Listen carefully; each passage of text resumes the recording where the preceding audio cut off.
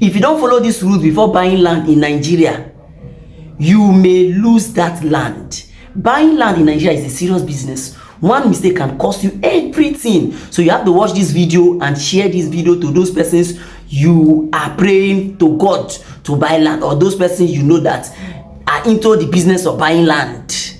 So the principle, the first one I will share to you is nemo dat quod non habet. It's a Latin maxim. It simply means that you cannot give what you do not have. If you buy land from someone who is not the true owner, the law says you bought nothing. For instance, you are buying a land from someone who has sold it to another person before. So he is the owner, he is the original owner, but he has sold it. You are the second buyer. Since he has sold it, he is no longer the owner. So buying it from him again means that you bought nothing. You did not buy any land. That's what it means. So the second principle is the issue of family land.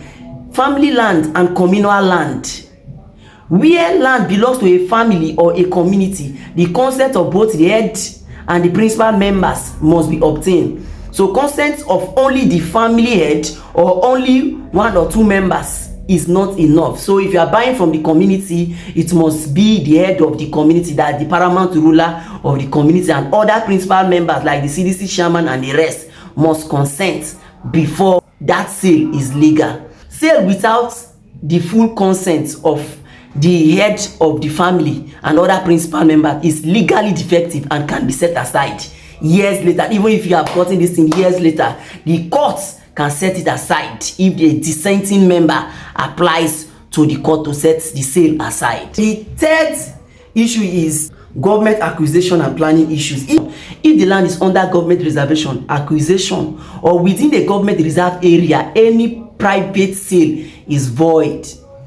So if this place is marked as reserved for government, you cannot. So that is why we always say, do a survey, conduct search in the Surveyor General's office before you buy any land. Let me tell you another thing now.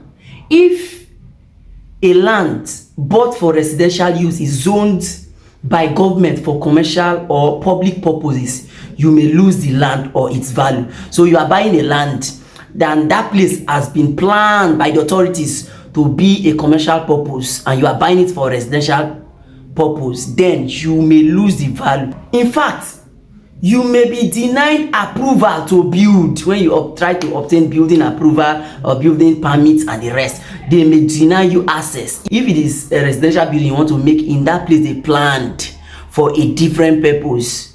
So you have to be careful. While all these things can be shown in a survey research. The fourth one is the doctrine of lease pendis. This means pending litigation. Once a land is in court, no valid sale can take place. So if a land is in court, you cannot buy that land. So if you buy a land that is already a subject of dispute in court, that sale is void. Even if you bought the land honestly without knowing about the case, the law will not protect that purchase. It is invalid. The land remains under the control of the court until judgment. So please take note of these principles. If you know any other one, you can put it in the comment section, but don't forget to share my video and engage my content. It is very helpful.